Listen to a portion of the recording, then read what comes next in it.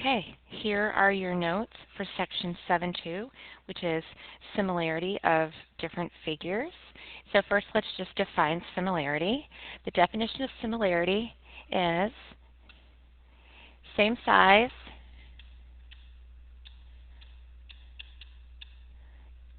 but not necessarily the same shape.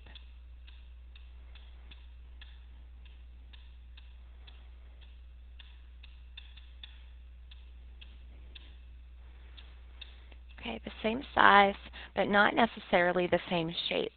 So what does that mean? It means that typically when you're talking about similar figures, you're talking about two figures that have either been enlarged or reduced.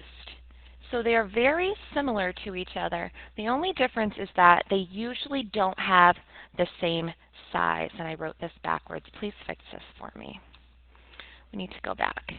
They do not have, I wrote this backwards, I'm sorry. Let's put this in here just the right way, make sure we have this right. They have the same shape, but they don't necessarily have the same size. So we're talking about two figures, maybe they're both triangles and they have the same shape, they're both right triangles, but one has been enlarged and one has been reduced. So it looks as though they're kind of the same figure, but one is larger or smaller, and you can look down your page a little bit to the example here that I'm pointing at. These two figures are both parallelograms, but one is definitely larger than the other. Okay, so specific characteristics for similar figures. One, their corresponding angles are the same. Corresponding angles. So the angles that are in the same position in each figure have the same degree measure. So corresponding angles are congruent. Now making that congruent symbol just made me think that I should explain to you that the symbol for similar is just the wavy line with no equal sign underneath it. So when we're talking about congruent figures, so this, we're saying that yes, they have the same shape, and yes, they have the same size. But when we're talking about a similar figure, we're saying they have the same shape, but there's no equal sign. So that means they don't necessarily have the same size. So that's the difference between the two symbols. Same shape and same size is congruent. That's this one. And just the same shape but not necessarily the same size is similar, and that's that one. Okay? The second characteristic of a similar figure is that they have corresponding sides, and the sides are not equal because they're not the same length, but they are proportional. So think back to the ratio lesson you probably just finished, where we had the photo and we blew it up to be a poster. What we're saying is that all of those corresponding sides, the left side, the top, the bottom, and the right side, all have to expand or be enlarged or reduced by the same proportion, the exact same amount. So the second characteristic here for similar figures is that their corresponding sides are proportional. Okay, proportional. And I'm just going to add a little detail to the word proportional, which means all sides were enlarged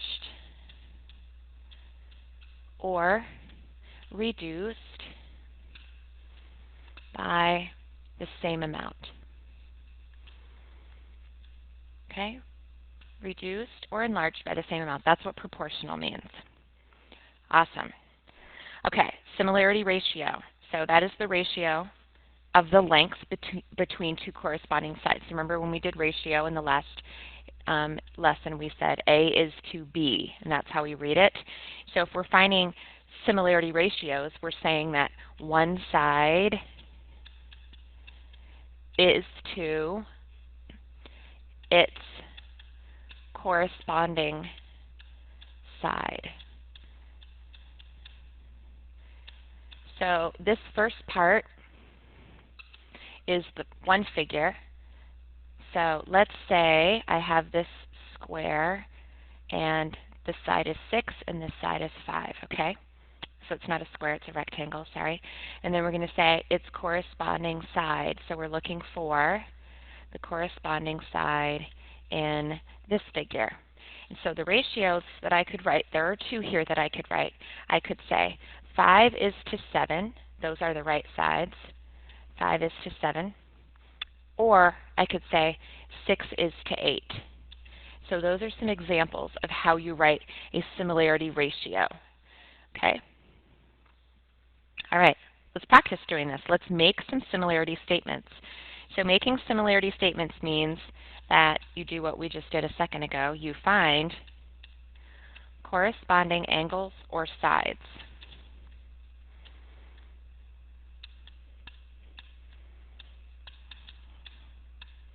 Okay, so let's do this.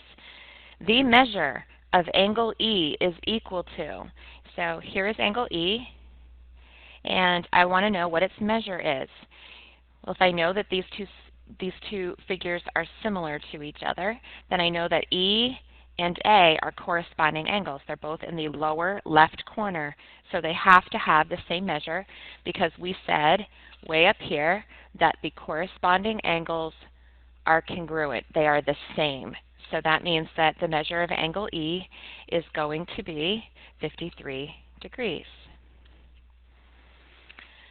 In part B, we're making a statement about the sides of the figure. So I'm going to go ahead and get rid of the two arrows I just, oh, that's annoying. The two arrows I just put in here. Okay. And I'm going to come over here and just show you AB. So I'm going to highlight a little bit. AB, so we're talking about this side. They're saying AB is to EF. So they're talking about the two left sides correspond to each other.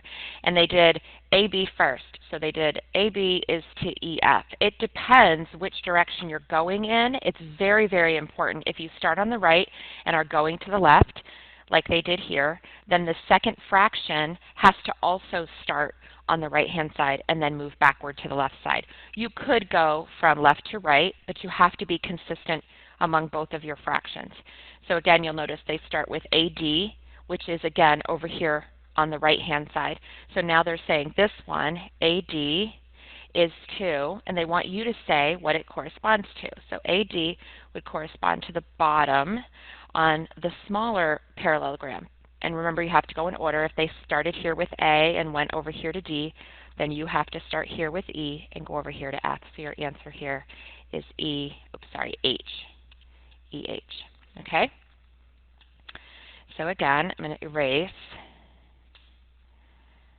I hope. Get rid of this and do the next one. Okay? Measure of angle B. So here is angle B. I have to find the corresponding angle, so the upper left-hand angle in the other figure, that's angle F. If angle F is 127, so is angle B, 127 degrees. Okay? All right. Last one, GH, that's this, is to CD, that's this. So we're doing the right side comparison, and we're going in this direction because we started with GH. Now we're doing FG is to, now we're talking the top, FG is to BC. And it's a segment, so we put our little segment symbol over the top of it. Okay? So I'm going to move the page up, and then we're going to talk about determining whether things are similar or not. So let's clear. Let's see if I can get this to move.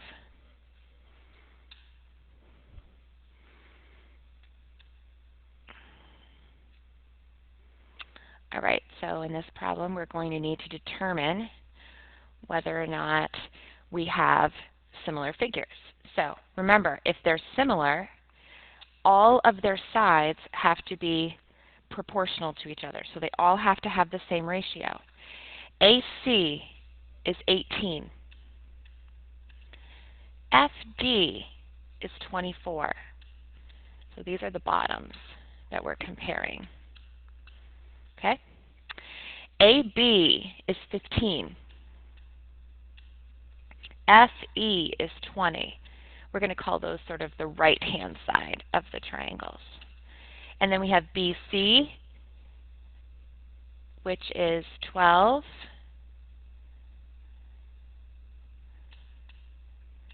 and we have ED, which is 16. It's sort of the left. And when I say right and left, I'm just talking about like this triangle here. This was sort of the right-hand side, and then this was the piece that corresponded to it. This is the left-hand side. This is the one that corresponds to it. Just to review a little bit from Chapter 9, this particular transformation is a flip. Okay, they took the triangle and they flipped it over. Okay. So if I were to color code the sides, the bottoms would go together, and that's fantastic. And then I would have this side, which would then flip over and be this side. And then I would have this and this if we flipped them over, okay? So that is an example of a flip, and then we've made our comparisons. So the question is, are they similar or not? And it's really difficult to tell from those numbers the way that they're written. So perhaps if we simplified them all, we'd be able to tell whether or not they all simplified at the same ratio. So let's try that. These are both divisible by 6. 18 divided by 6 is 3. 24 divided by 6 is 4. These two are both divisible by 5. 15 divided by 5 is 3. Okay, get my marker. And 20 divided by 5 is 4. These are both divisible by 4. 12 divided by 4 is 3, and 16 divided by 4 is 4. You can very quickly notice that they all have the same ratio, and since they all have the same ratio, we can say yes. These are definitely similar figures. Okay? All right. So we gave you a picture in that particular problem and asked you if they were similar. Let's do it again with this one where we need to actually sketch out the problem. So X, Y, Z, M, N, P. XY is 12, YZ is 14, ZX is 16, MN 18, NP 21, PM 24. So I labeled my sides. Now I'm checking to see if in fact they are going to be similar. So this side compares to this one. So 14 is to 21. I want to know, is it going to be equal to the next one, which is, I'm going to do the bottom, so 16 is to 24. Notice I'm always doing left to right. I'm staying consistent. Okay, and is that the same as the last one, which is this side? So again, I'm going to do left to right. 12 is to 18. Difficult to tell looking at them the way they're written. Let's simplify them. 14 over 21, both divisible by 7. 14 divided by 7, 2. 21 divided by 7, 3. So I divided those by 7. 16 and 24, both divisible by 8. 16 divided by 8 is 2. 24 divided by 8 is 3. So far, so good. 12 and 18 are both divisible by 6. 12 divided by 6 is 2. 18 divided by 6 is 3. Since they are all equal to each other, they all have the same ratio. Yes, they are similar. So can you conclude that the two triangles are similar? Yes.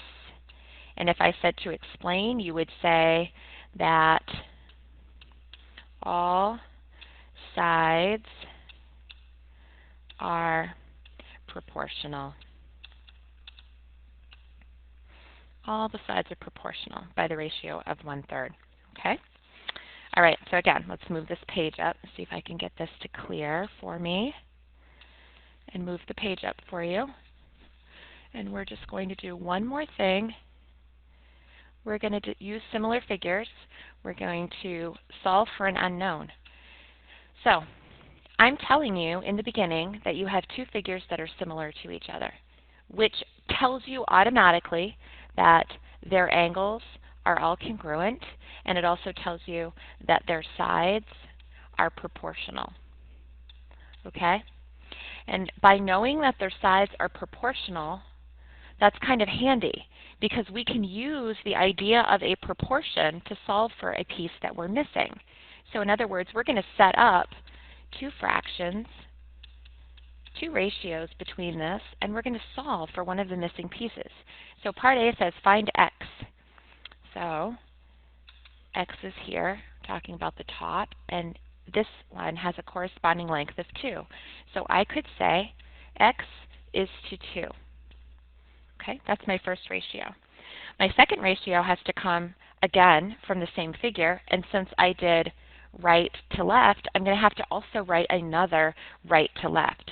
Okay, so you have a couple of options. You've got information over here, but you have no information over here. So you're not going to be able to use that proportion. The side SR is to 3 over 2, because that would give us a second unknown in our proportion. You only can have one unknown in your proportion. So if this first part has your unknown in it, the second fraction can't have anything except a number in it, so only numbers. So that's going to leave me with 6 is to 5. And there's my proportion. Think back to lesson number 1. We're going to cross multiply. So I'm going to have 5x equals 12, and I'm going to divide both sides by 5, and x is 2 and 2/5. You could also give the decimal answer for that. That's totally fine. So there's x, 2 and 2/5. That's the first thing we needed to do. The second thing we need to do is be able to tell what the side SR is. That's our question mark over here. So now this becomes our x. X is to 3.2 as, and again, I'm going to try to use a side that has strictly numbers in it. So I'm going to use this one again. 6 is to 5. The reason why I would not use x is to 2 is because I just solved for x, and maybe I didn't solve for it correctly, and then I'm using incorrect information in a second ratio. I don't want to do that. So 6 is to 5 is what I'm going to use here. Cross multiply. 5x is equal to 6 times 3.2, and that gives you 19.2, and then you're going to divide both sides by 5, and you're going to get your decimal answer. Okay? That is fantastic. So there is your lesson on similar figures. Okay?